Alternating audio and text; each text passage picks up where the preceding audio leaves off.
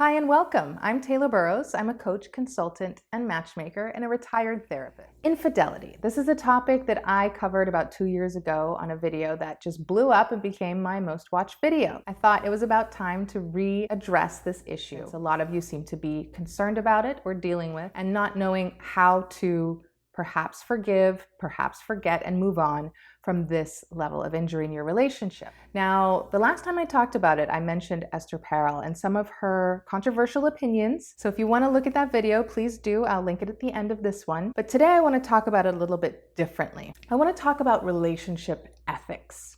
This is how you're going to build the foundation of trust and deference and respect in order to prevent any kind of infidelity or betrayal in your relationship. You don't want to be reactive in your relationship. You don't want to wait until something happens in order to address these very fundamental tenets. In regards to trust, communication, respect, loyalty, you need to set out from the beginning, even from before you're in an official relationship, when you're getting to know each other and when you're vetting for a relationship, what the person's values are. You don't have to be 100% the same on everything, but you definitely want to align for the most part. In the majority, about 80% is kind of that benchmark that I use. Given that you vet someone properly and you establish that they share a significant amount of values around all these important qualities and traits, let's just say you conclude about 80% alignment on all of these factors. If you are agreeing to all these terms, trust, loyalty, respect, communication, and you have the same system of ethical decision-making in your relationship and your boundaries in the way that you interact with other people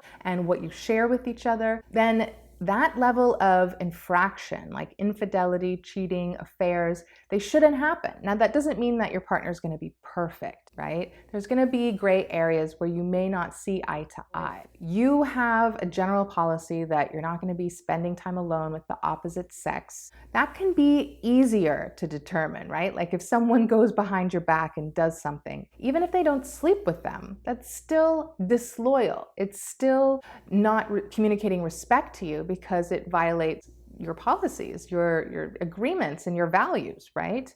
So if they were to talk to you about it and say, okay, well, I want to go do this with this person. Here are the circumstances. What do you think? How do you feel? How will this affect you?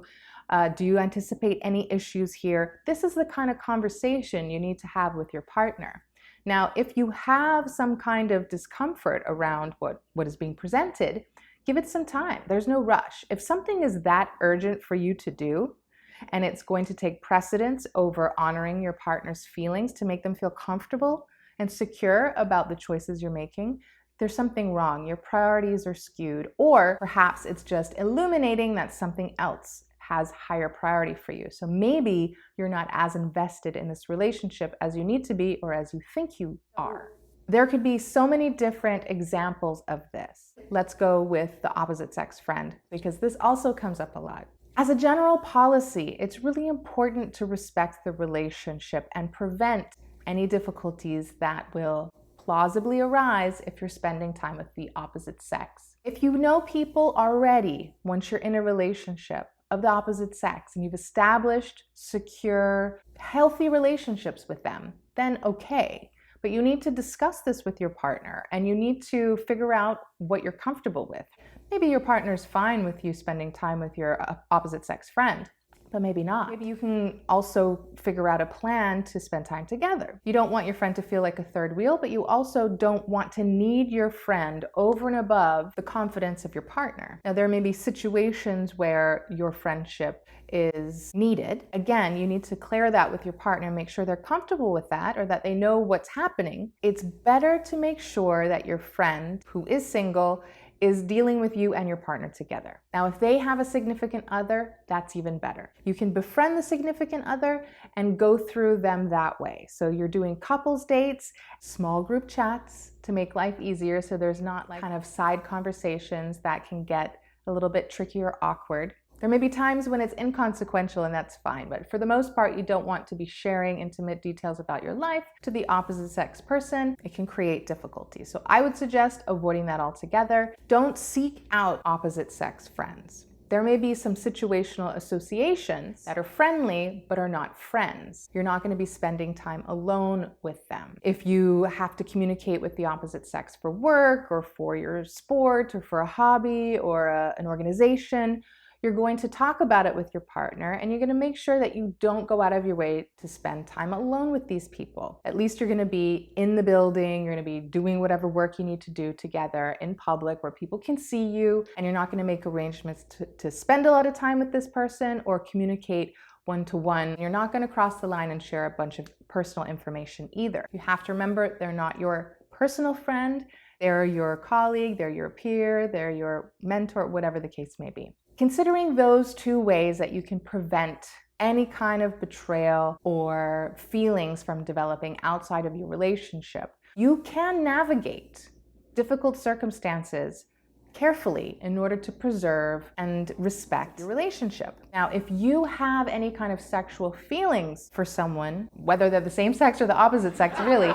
if you develop any kind of sexual feelings for someone other than your partner, you need to address it proactively. You need to look at what that's all about. Where is that coming from? Are your needs being fulfilled in your relationship with your partner? If it's just a fantasy, it may be benign. It may be something that you just think about in passing, and it has nothing to do with anything in real life, any kind of desires that you would humor. No harm, no foul. You really can't police each other's thoughts to that extent, or at least that's my belief. You should not feel intimidated by things that you cannot control and things that are not real. If this person is really and truly in your life and in your proximity, and you find that you were drawn to them and you're finding excuses to get close to them, and you're being titillated by the danger of it, this is a big red flag. No matter what your values are or what you think they are, you're in danger of crossing the line and making a big mistake. So you have to address it. It's better to address it with your partner before anything happens than afterwards. So tell them, you know what?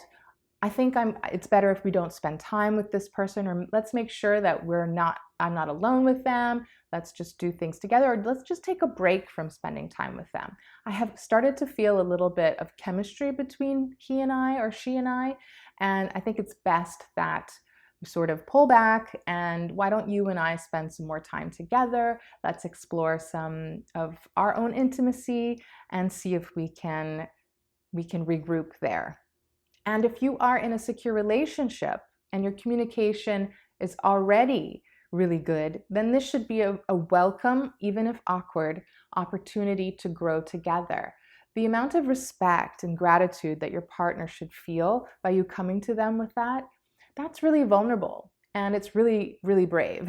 So hopefully they will respond well eventually. Obviously, you have to let them feel a little bit of shock or a little bit of concern, but let them come around to it. And if you are in a healthy relationship, I promise you, you will grow from that and it will make you stronger. So that's the prevention aspect. Now, if it has already happened, you have to evaluate this person's response to it. How you found out. Did they come to you? Did you find out? Did you just anticipate it? Did you somehow feel it, sense it, bring it up yourself, accuse them of something, and then they caved? Do they feel guilty about being caught, or do they really feel remorse for their poor decisions and their poor impulse control? Do they recognize all of their failings? Do they want to seek your forgiveness? Do they want to make amends, make up for it, change their behavior? Do they want to look at your relationship and determine maybe what they were neglecting or what they were afraid to address? And are they willing to be patient with you so that you can come to terms with what happened and decide what you want to do? And that they're not going to blame you if you're angry, or if you need time, or if you need to consider breaking up. Obviously, it's sad for everybody in that case, but they should be open to accepting your feelings and not fight you on it or blame you for their choices. That's really important. Look out for entitlement. And if they are displaying contrition, they seem to be really remorseful and showing all the signs that they will change their behavior and preserve the relationship better going forward, you have an opportunity to forgive. You can dig deep and see if it's something that you're really capable of, Because if you're not capable of it, you cannot punish them for the rest of your lives together. You have to decide and you have to act. Take the time that you need. Don't rush it. Don't jump to conclusions, and don't worry about the peer pressure of how you should react to them. Only you can know what's right for you and your relationship, and seek the consult of someone objective that you trust, that shares similar values as you do. But take the time that you need to resolve this and build back the trust and come up with a plan together to rebuild your relationship, because you might have to deconstruct and reconstruct some really fundamental aspects of your relationship. And it's possible, but it's going to take some time. Now I'm going to throw a curveball here. Dr. Jordan Peterson had an opinion that I thought was really interesting about infidelity. In the work that he does with people who've been unfaithful, they actually did come out better and stronger after infidelity, but there was one common denominator. In the cases where the relationship ended up working out, the partner who cheated kept it secret, but sought out his consult to work on themselves and fix whatever was broken before. This is interesting. If you are at a crossroads where you're being eaten up by guilt because of what you've done, and you don't want to build your relationship back on a lie, here's what I suggest to my clients who've been unfaithful and refuse to tell their partners. Write a letter telling them your secret, apologizing and asking for forgiveness, and telling them that you're accountable to your behavior and you want to change and be a better wife, husband, or partner, and do whatever it takes to earn that second chance. A lot of people, when I suggest this, say, oh, they're not going to want to know. They're not going to want to know. And I say, don't make that decision for them. That's not respectful. That's not fair. If you present it to them, they're going to know what your secret is. But the fact that you're giving them the option of reading this letter is going to make all the difference. So they may decide not to read the letter, but maybe they do. You have to be prepared that they're going to read the letter and they're going to know you were unfaithful. But don't tell them the details. It's so important not to go into explicit detail about your affair with your partner, no matter how much they want to know. You can say, yes, we had sexual intercourse. We went all the way, but do not go into detail about what you did, what position you were in, what you were wearing, what you said. That is a bad idea. It's going to burn that thought and that memory, that image into their minds, and they're never going to let it go, even if they want to. It's going to haunt them.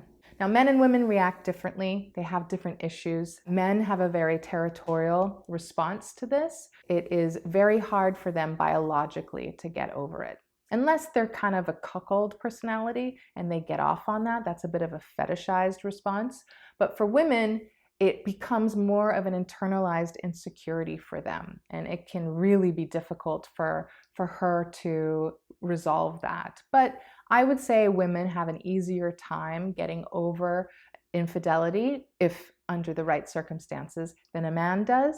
It really just chips away at his ego and he never really views you the same. It's definitely a risk and you have to take it if you want to be honest, but this is a suggestion.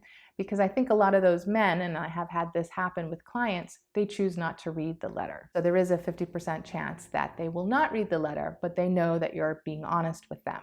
And this might be a really good win-win situation for a lot of couples. But then again, some unfaithful people choose never to tell their secret, not even to give them the letter. And they live with that. And somehow they have to push it aside and resolve that guilt and focus on their relationship, and their partner may or may not suspect anything. But that's for you to live with. And if you are the partner who has been cheated on and you do suspect something and you feel insecure, you have a decision too to make. You get to decide whether you bring it up and confront it or not. It's up to you. Whatever you feel you can live with, it's your life, you do it. If you decide to know and confront the issue, you can forgive them. Under the right circumstances, it can heal and you can grow. Obviously, it's going to be uncomfortable for quite a long time, but it is possible. So I just want to give you a little bit of hope if that's what you choose. And if not, more power to you as well. You are in your right to say, no, I can't get over this. You've violated our boundaries. You've violated our vows. This is it. I'm not going to be able to forgive you. And let's figure out a way to end this relationship as cordially as possible. And that's it. So I hope you enjoyed today's video on infidelity. I talk about this issue and a lot of other issues with clients that I work with, so feel free to reach out to me. I'd be happy to consult with you. You can click the link below where you can buy a 1-hour consult or a 15-minute free discovery call if you want to talk about it first. And if you like this video and you want to stick around for more, go ahead and click the subscribe button. All of your engagement is going to help the channel grow, so I appreciate you and I hope you have a great day. Ciao.